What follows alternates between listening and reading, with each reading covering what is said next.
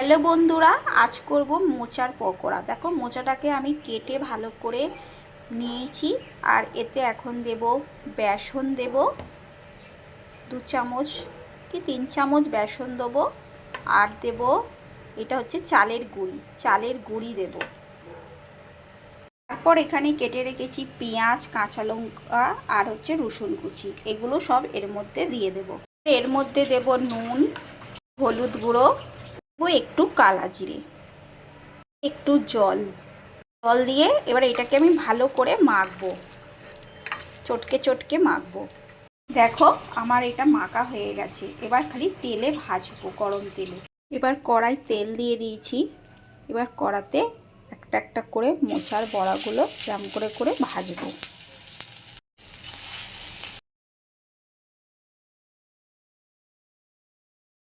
দেখো আমার মোচার বড়া রেডি।